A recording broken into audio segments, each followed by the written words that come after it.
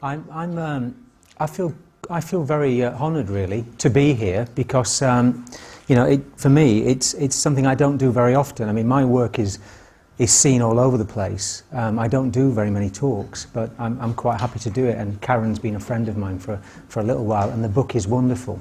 And I'm sure you've all seen that. What I want to do, apart from get a drink of water, what I want to do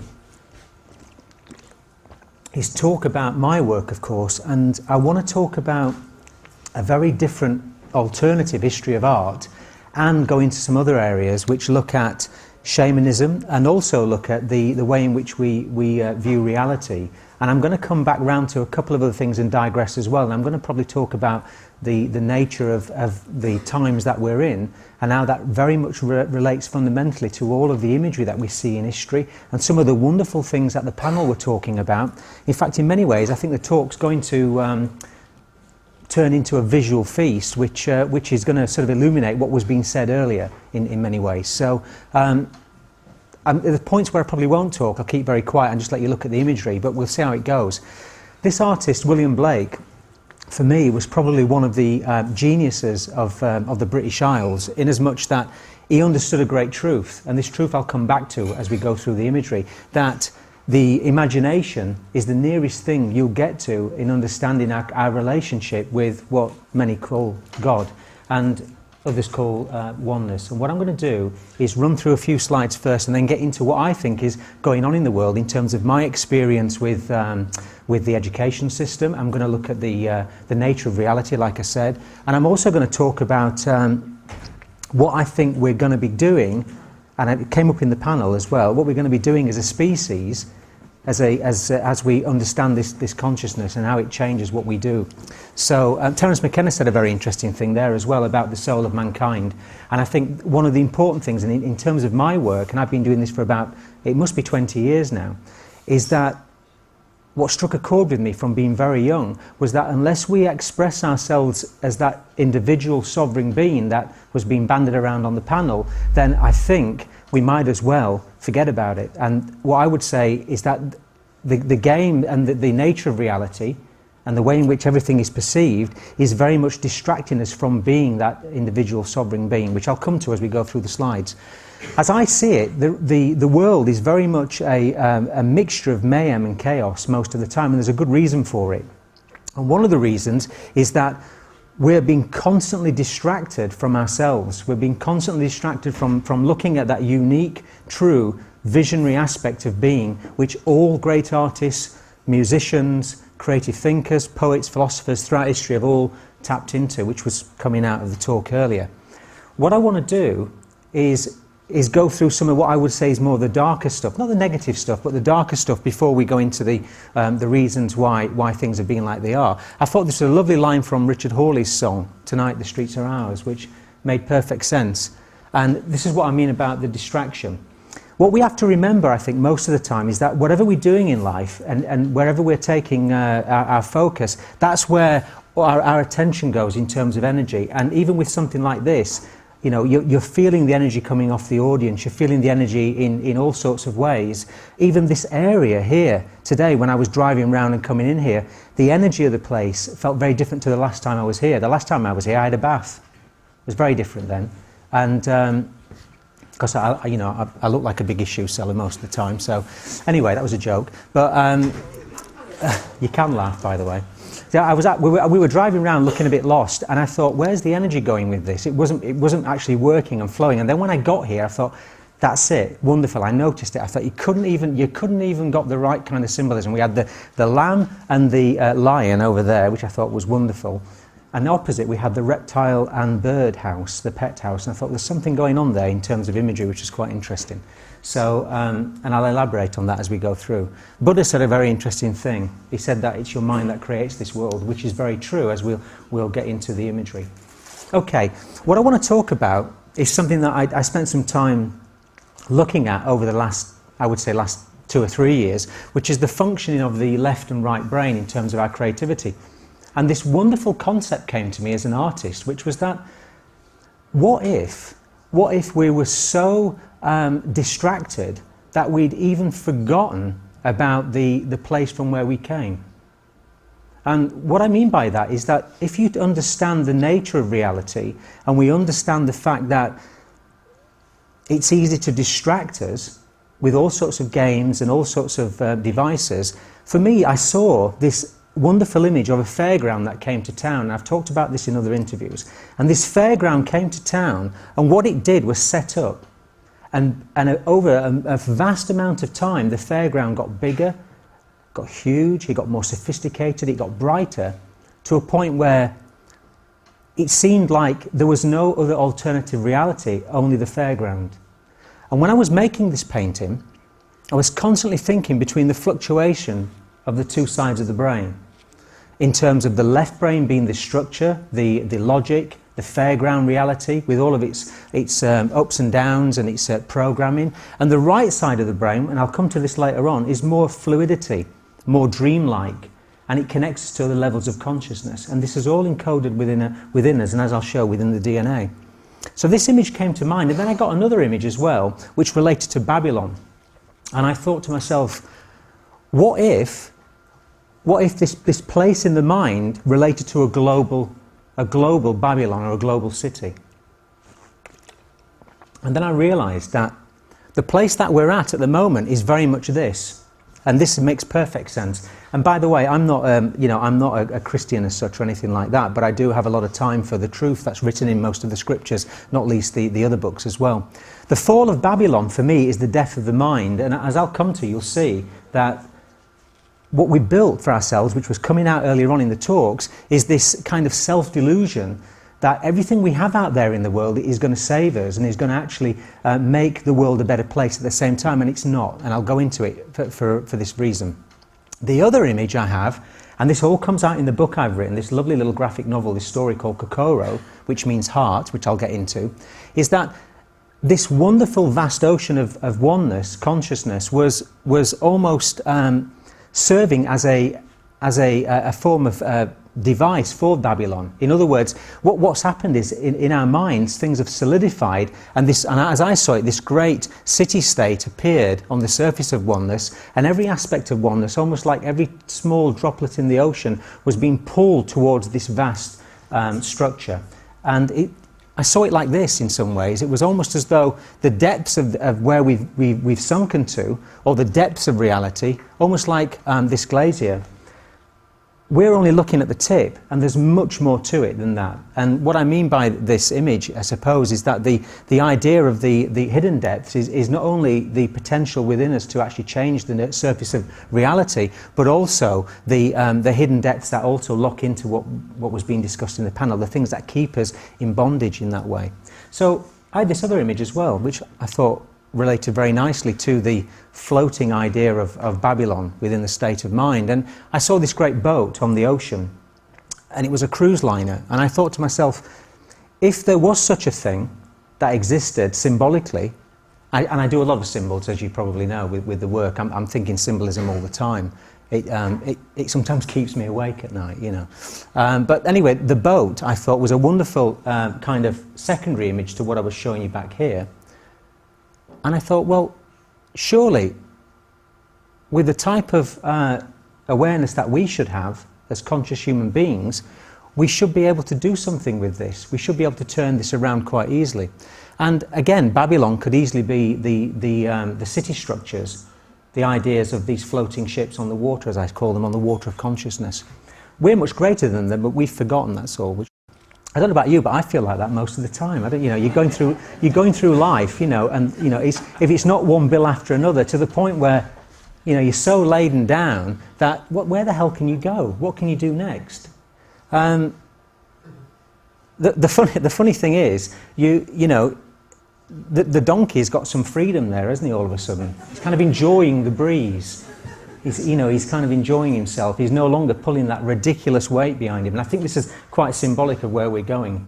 I saw that in Cornwall many years ago, and it said so much to me about the nature of reality and what's happening. And that was I forget the name of the artist now, but it was based on the Eurocrats and this particular guy that run what was it, a supermarket or a shopping mall. He was very anti-EU, and they portrayed the artist portrayed the EU as a reptilian Hun, which is quite interesting. And And the idea of monopoly, I mean, I'm just going to keep this brief because I've got so many things to go through, but the idea as part of the global Babylon again and the left brain structure, the whole of society, for me, just looks like a giant monopoly board. I don't know about you, but going round and round and round. And I've just done some imagery recently for my friend David Icke, and a lot of this relates to this. I can't show you some of it. I can show you a few bits of it for other reasons, which I will do. But the whole idea of the monopoly board and us going round and round and round, and then we die, and then we have a death tax apparently now. Whether you saw that in the newspaper not long ago, but they're thinking of charging us the privilege of £20,000 on average for dying. Should be quite interesting to see how that works. It's just nonsense, isn't it? Don't you think? And we have extreme poverty, of course we do, because of the nonsense of what's going on in the world. And at the other end of the scale, in terms of a juxtaposition, we have extreme wealth. Now, you can't have both the same going on in a peacefully balanced and harmonious and loving world. There's something wrong here. There has to be something wrong if you have these two juxtapositions. I saw this on the net which made perfect sense. Peace makes sense. The amount of money we spend on war, as opposed to all the other things we could be spending it on. In fact, we're not spending it, are we? Let's be honest here, we're not spending it. Somebody's spending it on our behalf, and that's the greatest example of giving our power away. And then you have all the new taxes. And I thought, well, let's have a new tax. I thought maybe the fart and pay tax would be. I mean, don't rule it out. They might well come up. I've got some things I'm going to show you later on, which relate to the new documents that came out, which look at all these pay-as-you-go stuff. But yeah, the whole idea of the climate change and it's all about taxation, as we know. There you go. That's proof of global warming. And they said, don't make a song and dance about it. Oh, sorry, I know. And then, I mean, the fact that this was pulled off, a couple of hundred years ago, the window tax, which came up with the term of daylight robbery, and people were boarding up their windows because they were trying to, not pay so much money to the coffers of the elite structures that we go on about. Well, they'll try anything, believe me. And we're crazy enough to buy into it. And I saw this in a newspaper, and I thought, this is it. This is exactly it. Keeping us constantly on the move, trying to consume things and buy things. And as somebody said on the panel, I forget who it was, it might have been Leo, it might have been Michael, talking about the shadow self. I mean, that image speaks for itself, doesn't it? The shadow is greater than the human that is casting it. Depends on the angle of the sun, which we'll come to. We worship the stars in Babylon. We worship the stars. It says it all, doesn't it? We've been worshipping the stars for thousands of years, but our attention's been focused on the stars, and Hollywood is the perfect place because of its name and its location. In many ways we're sleepwalking, not all of us, there's a lot of people waking up, but there's this general sleepwalking going on, and I think that sleepwalking is a good thing in some ways, because what it's doing is making us realise the dream. And we get into a point like the donkey was wafting around, in the air. We've come to a point where we know things have to change, and I think we have to get a little bit crazy, and I think this is what's going to happen. I saw this, I thought it was fantastic. I mean, can you imagine that through the streets of Bath? Do you know, I attract these people. I'm not joking. Everywhere I go, I mean, I was sitting in Oxford the other day, and I attract them all the time. And they're not mentally ill, actually. They're actually more sane than the sleepwalkers that are walking around, which is quite interesting. This guy came and sat with us while we were having some food, and he was talking about left brain and right brain. He was speaking a million miles an hour, but I understood everything he was saying because I was soaking it up consciously. But yeah, it didn't look like him, but it wasn't too far away. Yeah, so there you go. That's the perfect pill for it. That's what we need to take, I feel. I told you it would be visual. And then the type of, like I say, what Babylon has created in my mind is chaos in the mind. And what energies and forces feed off us relate to the energy that we invest in the global structure or the global Babylon state of mind. I won't go into explaining that because I think the image speaks 1,000 words, but you can see the idea of the earth and the human form being interconnected, which I'll come to as we go through.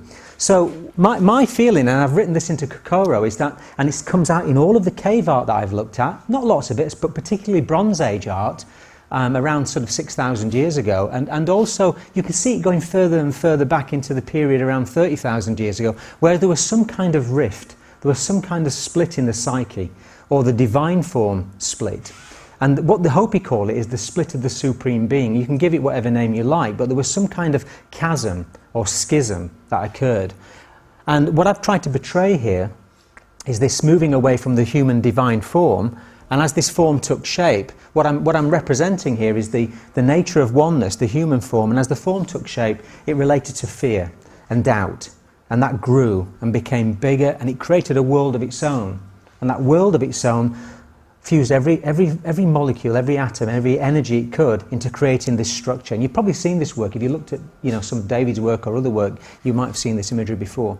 So this great red serpent, in my mind, is an embodiment of the fear that has created the world in its own liking. Not the world that belongs to us in terms of true human beings, but in the world in its own liking, and we have to remember that. What I also found is that as I was going into this and looking at it, and again, some of the work I've done for other authors, inside this structure, more often than not, no matter what religious denomination you come from, we're serving God with the devil to pay because of the nature in which energy is being infused back into this. The New Age in itself is an entrapment in many, many cases. So you come in, you think you're going up some kind of ladder, and next thing you're down a snake because you're not getting any further with your own individual development as the others were talking about. I promise you it would be a visual feast. I see it like this more often than not, and this is not a negative viewpoint, because I think it's one of the bravest things to accept, that probably one of the bravest things we would be doing would be being born. None of the other things we do are relevant, because all the decisions we make in life, whether they are to do this or to go here or to whatever it is, they're all trivial. They're the small detail in the contract. That's the sweating over little things. The fact that you've been born is the bravest thing, because of the nature of the reality we're being born into. And that's how I see this, all lining up, ready for the feast. Interestingly, the reason why I chose the serpent, I'll just get the serpent stuff out of the way and I'll come back to it a bit later, is that the ancient imagery in Babylon was very much the serpent lord, and this is where this comes from. I went to a wonderful exhibition at the British Museum about a year and a half ago, and it had lots of imagery like this, and that's why you find it in places like Baby London and other places around the world, because it's part of that city structure. And there's other authors gone into it in great detail, like you say. I haven't got time to do it, but and then I found this I think it was an image that was around the time of the 1910 or something, turn of the 20th century, which looked at the different ages. And the reason why I'm showing you this is because this kind of image is something that keeps cropping up within my own work, and it's what I call the god of the Illuminati, or the god of Babylon. It's not God, it's a god. It's a different thing completely. And these are the 4 ages, and believe me, this is what they're aiming toward. This is the 10 kingdoms and the New World Order, and they're moving towards this with, as you know from other people's research. But I thought the imagery was very striking because it comes up in other areas as well, and not least the Gnostic and the Zionist stuff. But again, this is the idea of their God, and I've encoded it in within my own work. Interestingly enough, I was in I think it was Cyprus about 4 or 5 years ago, and I got chatting to a guy in the hotel, and I said to him, "Are you a Freemason?" And he went, "Yeah, how do you know that?" I said, "Well, your tattoo gives it away." And he went, "Oh, really?" And I said, "What level are you?" And he said, "Oh, I'm only a 2nd degree."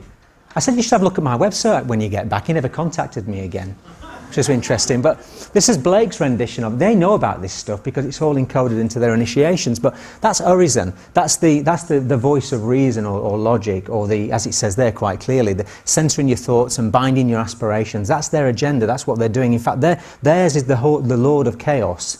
Theirs is the Lord of light being used for chaos. I mean, I was in America last year and I saw this. I thought they've even got nursing homes. It's hilarious, isn't it? I mean, can you imagine them all doing the rituals and before breakfast? Anyway, no, and it's funny. They're more open about it in America. So yeah, this is the structure that I've encoded into Kokoro, and this is the deity and the symbolism that works within that pyramid structure.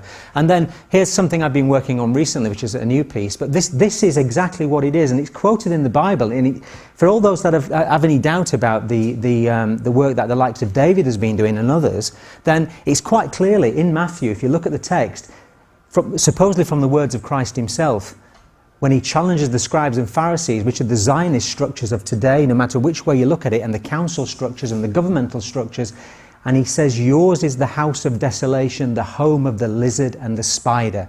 Brood of vipers, how can any of you escape damnation?" And this is where this idea came from, and for other reasons as well. You've probably seen it in other forms. I also have this great idea of the Wizard of Oz, which is another story in itself, which I haven't got time to go into, but this projection of Marduk, the god of the Illuminati, breathing out and thinking out the thoughts of tyranny that we have in the world.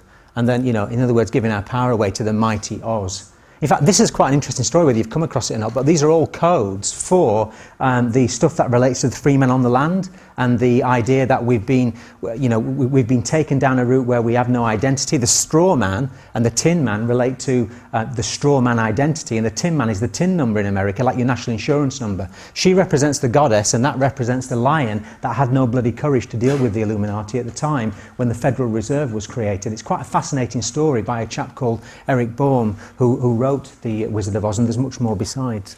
The Emerald City is meant to be the Federal Reserve, apparently. And then somebody sent me this, and I thought, yeah, that makes perfect sense. We won't dwell on it, but the idea of illusion and choice within Babylon in that way.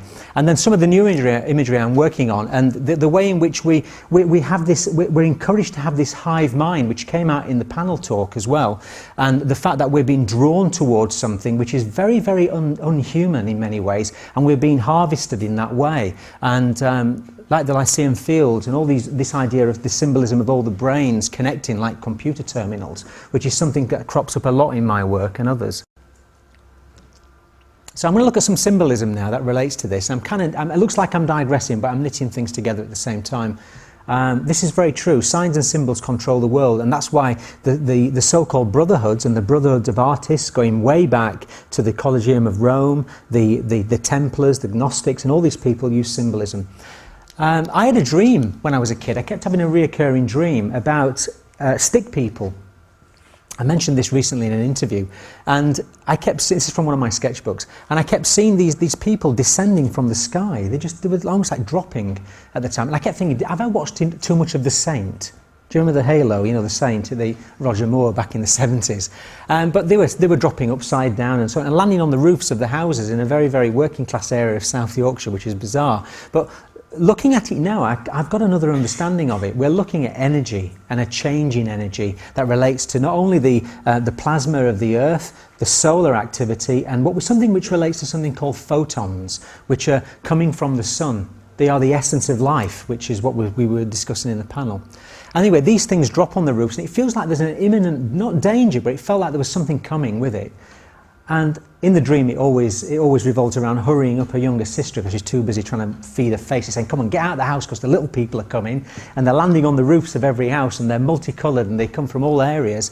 And I got this idea in my head that it related to the energies that are coming into the planet. And it also relates to the rainbow children as well, which I'll go back into. Funnily enough, when you look at some of the earlier pieces of art, like the American Indian art and the work from the Andes, you've got these solar deities that look like stick people. And you might have come across this work before. There's a wonderful documentary called Alien in the Sky. I think it's a guy called Parat, and it's his and a couple of other people's study. But they look like insectoid kind of stylized imagery. And what we're looking at, like with the stick people, we're looking at discharge from the Earth. We're looking at plasma energy, which is recorded all over the world in every culture. It's almost like our ancestors at some point, the shamans of the past, had seen things happening on the Earth that related to earth changes that they were going through. This could have been, some say it could have been 26,000 years ago. It could have been around the time of the Paleolithic work. But then again, it's funnily enough, it looks like it's nearer because of the Bronze Age petroglyph style. And it was interesting listening to the idea of the comet and other things that were coming up earlier on in the presentations that Alan was talking about, because I think there's been several changes throughout the last 20, 30,000 years, and this is one example of them. So this is the plasma discharge. This is the Earth going through reversal. So the Earth changes, gives off this energy. This is between reversals. This is the chaos during a reversal. And when you look at this idea of the terminus and the plasma coming out of these, out of the Earth in that way, it makes you wonder what the ancients saw in the sky, what kind of lights and what energy was around them. Which relates to personifying the gods very much. There's a movie out at the moment called Percy Jackson and the Lightning Thief, and that relates to this idea of stealing the lightning and stealing that energy. And very much, these are the gods personified into 2D pictorial form. I mean, my idea was that maybe this was the real world, in terms of the cartoon world, and we're in this other level of reality, which is interesting when you look at the symbolism. You've got the idea of the heart chakra giving off energy. And you've got the idea also of the idea of the balance hormone, which is the ANF factor, and the heart itself gives off this energy. The heart actually has got a brain within it. It's got a higher intelligence than the brain, and this is what is connected to the right side of the brain, and it will override the kind of fixed understandings of reality that we have. We're very much being programmed into left brain rather than opening the heart into other levels of creation. And a wonderful book there by Susan Renison, Tuning in the Diamond, explains this in great detail, which is a fantastic book. When you look at the understanding of light and the idea of the phoenix and the Cathars and Odin's rune, all these things that look at this symbol of the fish and the oct and the ok in that way, the symbol of Jesus, the ankh held by the heron, and the phoenix relates to light in many ways. It's almost like an incomplete figure of 8. She talks about this in the book and the actual arching of energy. And then when you look at the analemma and the idea of the position of the sun forming the figure of 8 from our position on earth relates to this symbolism that the ancients knew about from certain vantage points at least. That's the sun's journey in the sky. And then getting into the petroglyphic cave art, I'm going to have to move through some of these more quickly, the idea of the solar force constantly cropping up with this other energy, which is called the death deity. This is Masua in the Hopi tradition. This is Kokopelli, the solar life force. This is life and death.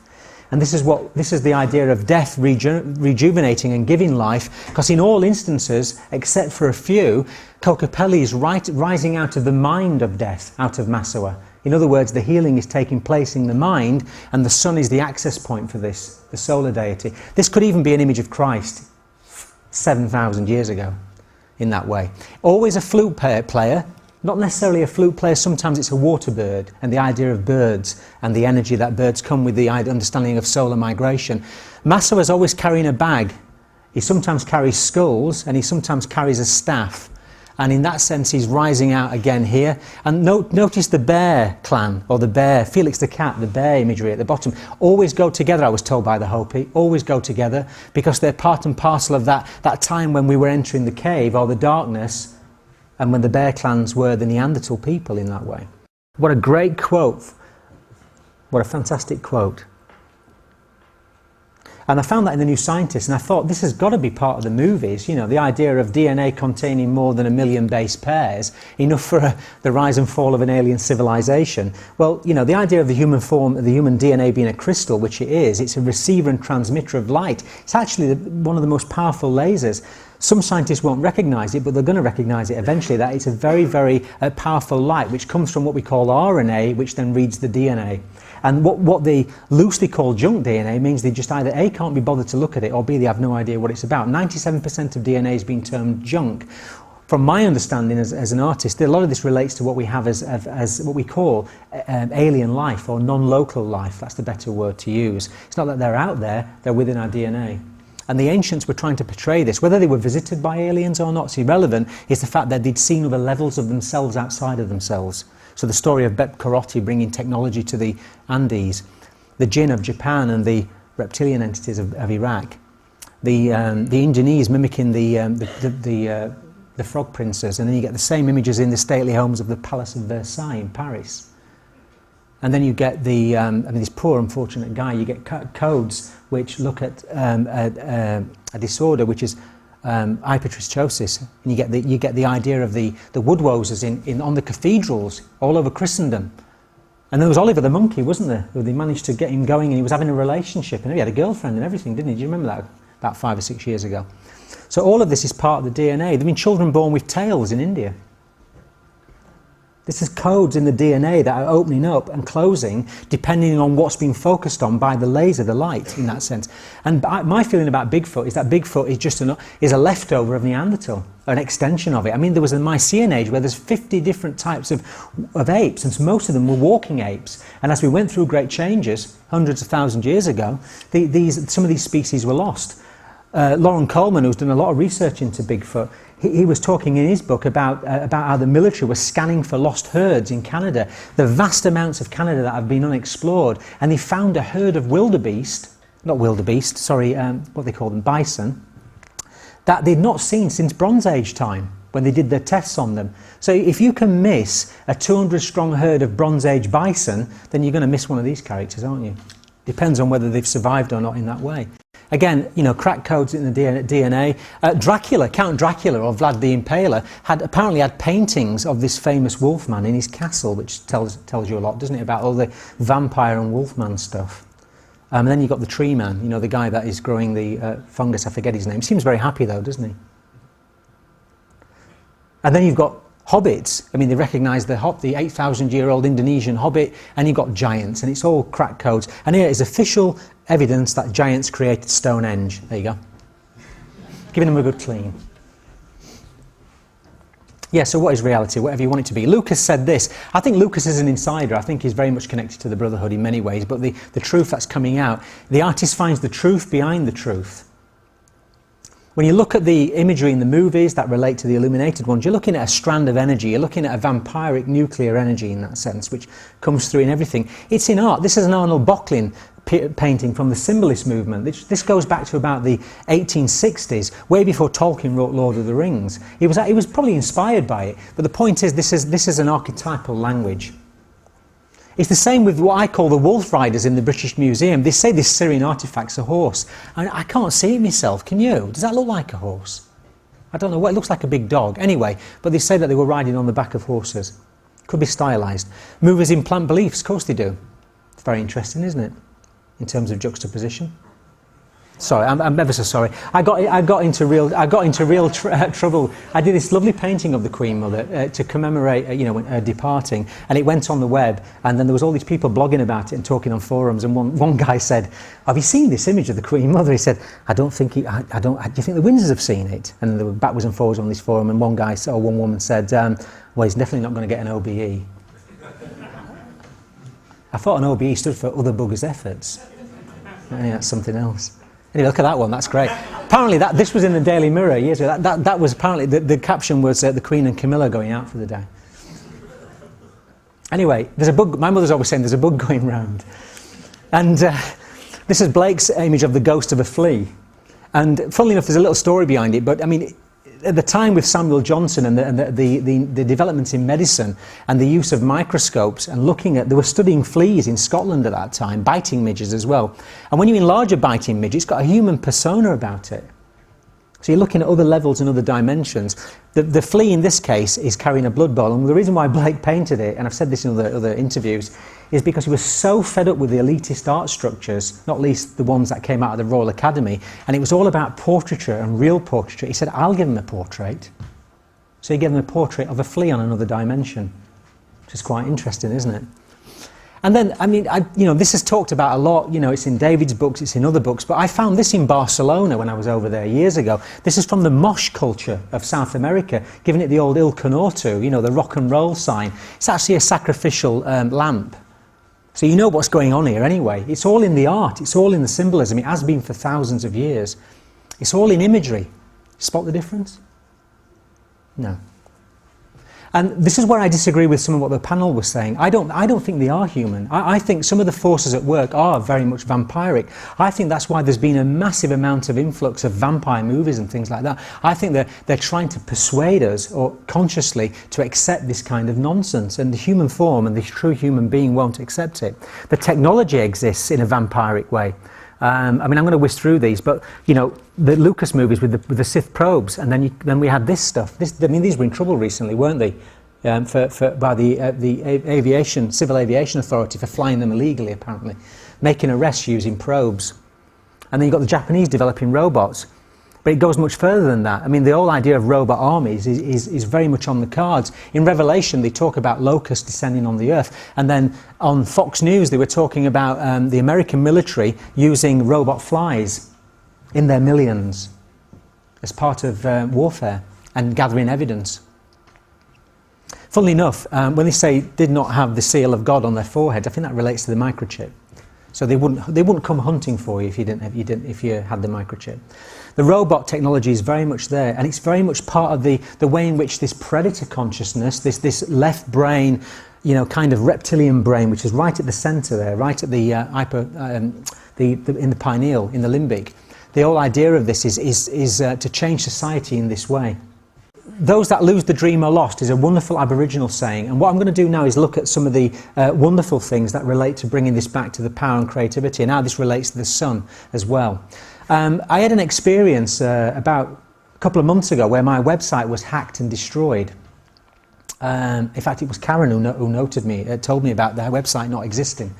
And when I spoke to my web guy, he said to me, it's not malicious, you know. He said, these are robots that surf the net, and they're using codes that piggyback on the website codes themselves. There's been a hack that takes place, in other words, and they lock into the website, they change the codes, and here's the best bit.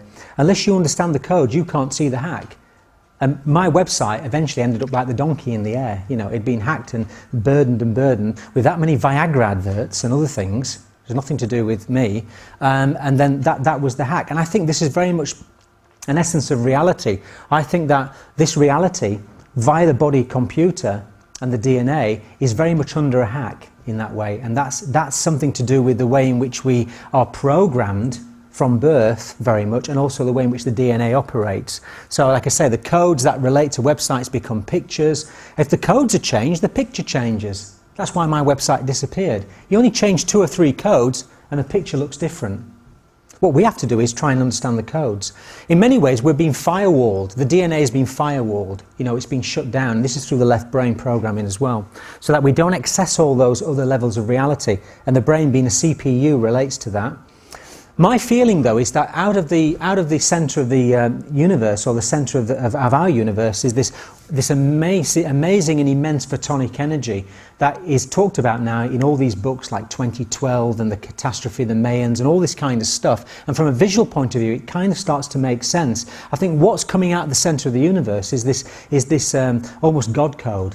Greg Braden talks about the divine matrix. And this energy is infusing all of the stars and all of the suns within our galaxy. And this energy is being passed on to everything, all life, because ultimately, as I'll show you, we're all the same. We are a solar system, and we are planet Earth, and we are stars in that sense, as you'll see from the imagery. As I see it, and I talk about it in Kokoro in this story, there's something coming out of the centre. It's coming from the heart, and it's awakening the solar energy, which is the lion, and it's been portrayed like that right throughout history. And the sun is waking. At the moment it's sleeping, but the sun will wake. And when it wakes, we'll feel it on Earth. Our ancestors have felt it before. We'll also feel it in the brain. I had this wonderful vision as I was flying over America this summer, and I had this idea of a solar flare that we felt on Earth that affected us directly through the thalamus and the pineal gland, which is the third eye. And it was almost like, you remember those Etch-a-Sketches as kids where you used to draw with magnetic filings and then you'd wipe the screen and start again? It was almost as though if we could flick a switch, like in the Muse song, you know, that wonderful song about the uprising, if we could flick a switch, then we would see the world as it truly is. We'd see it as infinite and holy. In fact, it's going to happen, I swear it. There's going to come a point where we're going to go, oh my God, is that what we were thinking? It's nothing like we thought it was. It's almost like the game will be over through divine intervention in that way. And we are those divine beings. My feeling is that a predator came in and took away the codes, and I think this has got something to do with the alteration of the pineal and the brain through DNA. And the Vatican have the court of the pine, don't they? The pine cone. These are Syrian images of taking, and this relates to the 13th stone in Reg Lewis's book, the taking of the stone and the replacing of the stone. Christ is the sun in that sense, and it affects the pineal gland as it opens the third eye. It's also crystalline. It sits there as a crystal. My work over the years has been about taking and removing this vibrationary field, this net around the Earth, which relates to this idea of this awakening that's coming our way. And like I say, I show in comparison there the size of the Earth in terms of solar flare activity. It's gone quiet. There's a quiet before the storm. There's going to be a period now as we move through this, and I really do feel this, and it's coming to me more through channel than looking at it scientifically, because I'm not a scientist, as I say, but the idea of this activation of the codes, the true codes within our DNA. And I show this in the book. This is the lion entering the eye of the heart and illuminating the eye. This is the pineal, illuminating it, so that we see, as we go through the lodge of the mind, we see the predator within ourselves, and it completely and utterly, not obliterates it, but it fills the lodge with light. These are the vampires in the lodge, as such. The lion, Kokoro, which means heart, stands in the centre of the lodge, empowering the mind. And at this point, the mind is illuminated, the heart is open. This is the piece going back into the... This is the story of Pahana that is going over through the ancient stories of the idea of the divine human coming back with the codes and reworking society, reworking the reality that we live in. It's all in the legends of the Hopi. I think David's got a major part in that story, my friend David. The great truth of the universe lies within the human imagination. It's the source, it's the sun, and those who understand its powers are the lords of all created things. Paracelsus. I can't read that, but it's Charles Darwin basically saying that he doesn't believe that the eye came from the idea of natural selection. It's too sophisticated. He's kind of admitting it on his near his deathbed, because the eye relates to the way in which we see. It's a lens, and this is my feeling as an artist. The right brain is solar, Atlantean. It's feminine actually. It's not masculine, and the left brain is lunar, as in crazy. And these are the two areas of the brain again I was talking about before, which is beautifully depicted in a church in I think it's in Cornwall, and it's Tintagel, where one of those places where King Arthur was supposed to have been buried. I'm sure Alan will correct me on that. I don't. Or was he married? I can't remember. Anyway, but the idea of the lunar and the solar, and Christ stands in the centre, Christ consciousness. Earth equals heart in that sense, and you only have to reverse the words and play around with them and you'll get that idea. Seeing is believing. No, believing is seeing. Can you see that stuff moving? Yeah. We're tricked all the time, aren't we? Just aware of time. Yeah, that was the awareness test that I saw on the net, where you had those basketball players, and it was saying how many passes do the white team make, and you're watching it very closely, and then at the end it said how many passes were there then, and I counted 13, and then they said yeah, correct, but did you see the moonwalking bear? Have you seen that on YouTube? And there's another one that BBC put out on the Horizon programme with a gorilla. Yeah, all through this programme you have to spot the gorilla. And basically we don't see everything that we're meant to see because we are partially blind based on electromagnetic light. Dolphins prove this to us by the very fact that they read imagery behind. I mean, these have put Derren Brown to shame, these creatures. You can show a dolphin a symbol, and then you can lock that symbol in a box, and the dolphin will go and find the correct symbol in the correct box. How does it know that symbol's in there? It's seeing from another level of reality. Seeing the earth from another level of reality. William Blake said, "For mercy has a human heart, and pity a human face, and love the human form divine, and peace the human dress." They're the chakras, the solar system, the human body, the human form, the colour wheel.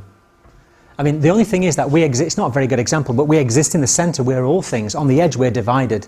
As they say in the Babylonian religion, if you push everything to the rim, we're divided, we're all those spokes, but when the spokes meet in the centre, then we're all together, we're united. And the nature of reality in that sense relates to the Aboriginal dream time, which is their understanding of holograms, with the human world, the sacred world, and the physical world being a manifestation of those 2 points. It's almost like there is your inner light, there is the light of eternity, and then that meets and gives you the physical form, which is the understanding of holograms. In other words, waveform, digital, human, visual, physical world, which is the hologram. I see this all the time, I sometimes wonder whether I'm going out of my mind, but if I look too quick, I sometimes see pixels. Do you see that sometimes, where everything looks pixelated? And I've not been drinking, by the way. Yeah, and so the idea of that as being above and beyond the matrix program, above and beyond the mind, and other levels of consciousness that are above and beyond that. Not necessarily above us, but they're outside of us. We're everywhere at the same time. We can't be in one location, we're in every location. We see the world based on energy. This is energy. This is the idea of things coming around and going around. It all appears in the mind anyway. As we were talking about earlier with the mirrors in society, and the idea of what's outside of us is also within us. And Blake said the macrocosm is that, to see a grain of sand in heaven, and heaven in a wildflower, hold affinity in the palm of your hand and eternity in an hour. The hologram, split the hologram down, it's a replication of every single whole. Again, the codes in life, the golden mean, reflexology, acupuncture, all this relates to the hologram. My daughter said to me years ago when she was very small, she said, "Daddy," she said, "why is the world seem like it's trapped inside the eye of a dragonfly?" And the dragonfly stands for illusion in many ancient cultures. There are massive amounts of lenses on the eye of the dragonfly. So let's have a look at it. Looking at the world differently. I mean, you've seen this all the time, haven't you? Faces in trees, faces in clouds. We're looking at the next level of reality. That's a shot above where my parents live, but again, faces forming in the clouds. Very interesting imagery. Sleeping Rock in France, where I was walking, it's a man asleep. The ancients say it was a rock that slept for eternity. Canyon de Chelly in America, New Mexico, Arizona, faces. Look at it again, it's a face looking back at you. Profiles of faces in cliffs, symbolic reversals. My father's house is full of many mansions. The idea on the left of a vine leaf being any different to the Sudan from an aerial shot is the hologram. We live in a hologram where you have gaseous nebulas that look like bacteria. The skin on the human hand is no different to the desert, and as the wind chafes the desert, it's exactly the same. Trees, bronchioles, the lungs, the breath of life. Antelopes, red sables and praying mantis. The face of a dragonfly staring back at you. Insect deities of the Hopi and going way, way back. These are the things that were picked up on by the alchemists and people like Dr. John Dee, the people that were looking at that. There's a spider at the left there. It's a spider's face. Got the dog flea and the alien, which is very interesting. Where did they get their inspiration from? A blue corn stem and a very happy raspberry stem and a very angry strawberry stem. Faces in life, the living nature, it's all an illusion. Universe is a single whole, as Plato said, comprised of many parts that are also wholes. This is the hologram, the universe. It also relates to this, the idea of the whirling rainbow, when everything comes together as one, which is what we're going to be doing in the next 5 or 6 years. There's going to be some tremendous opportunity to do this. We are crystals in ourselves. We have many facets to us, but come from the one. This is the universe. This is Indra's net in the Indian Veda and the traditions, where everything is connected to everything. All life is connected to all life. That's humanity from a different viewpoint. We're all stars with jailbreak in our hearts. Fetuses forming in space, it's the same thing. Earth stars. Abraham said, try to hinder another's freedom, always cost you your own. And this is why what we were saying earlier is vital, the idea of this. The more control we invest in society, the more that the game's up. As Michael was saying about the evil being a self-destruct button. I had this idea of this river, this genetic river coming from the one, which I've seen in dreams of great beings, centaurs and other things running through them, faster than trains. This whole idea of life moving in this golden river. I'm nearly at the end now. Which is related to the idea of Blake's work in the marriage of heaven and earth. And there's the image of Christ taking the children through the river of life. And on outside of the river are the goddess and the tree of life. And a wonderful story by Jean Genot, which relates to what we can do with our creativity. And it touched me as a young man when I read this, and I've said this before and I can't go into detail now, but the idea that there was a story of a shepherd that at the time of the First World War chose not to go off with his own age group to fight in a foreign land. He chose to stay behind in the countryside of France and plant trees.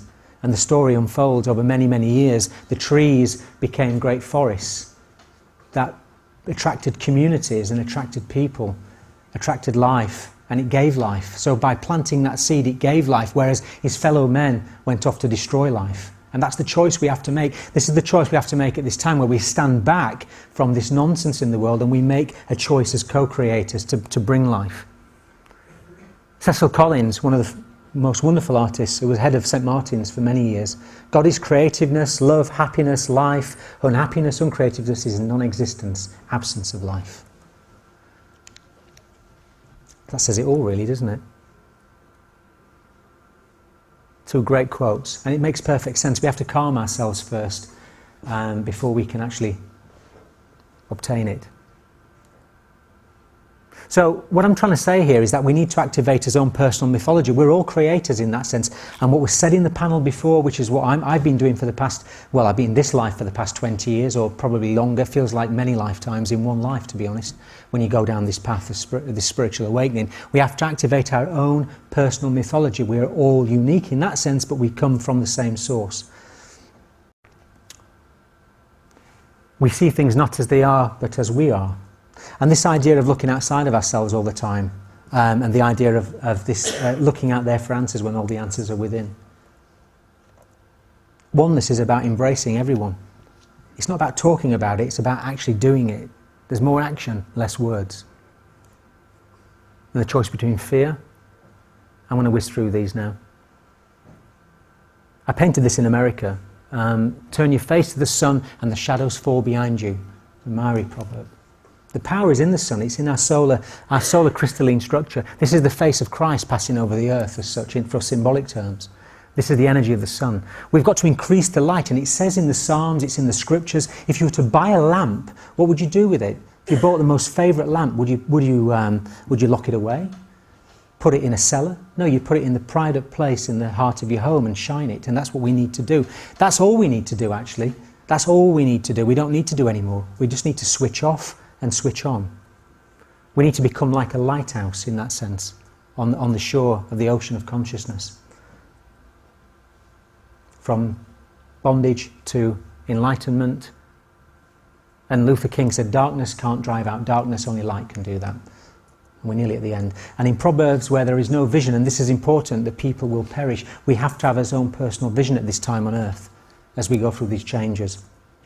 We have to remember that everything is part of that. And really at the end now, the awakening of the solar consciousness, which I talk about in the book. Funnily enough, David's doing this book, and I can't say anything about it because I've been working on it with him now for about a year. He's going to come out with all of his fantastic new revelation, but a lot of it relates to this understanding of higher consciousness being connected to the solar deity and other things as well. As this seed implants in the mind, it awakens as we become the light of the world. We illuminate the world. And this song by Labi Sifri at the time of the suffering and bondage in South Africa made perfect sense to me when I was working on these. That's the end of the Illuminati, the idea of society, the pyramid structure, the control through the reptilian mind, the left brain coming to an end as everything dissolves it back into the fabric of oneness. And the child within is reminding us of that. It's all a ride. And that's why it's vital to actually enhance that within ourselves. We have to be able to come back to that innocence within. And that's what I'm going to leave you with anyway. That's the end of the presentation. Again, from the Richard Hawley song where I started. It's a beautiful song. He's from Sheffield, not far from where I'm from. And I thought it was a very, very profound. So anyway, I started talking about art, but I've moved into other areas. I don't know whether you want to do questions, Karen, or I don't mind, but we might need to wrap up pretty soon, I think. Is that the idea? Yeah, okay. Thanks anyway, thank you.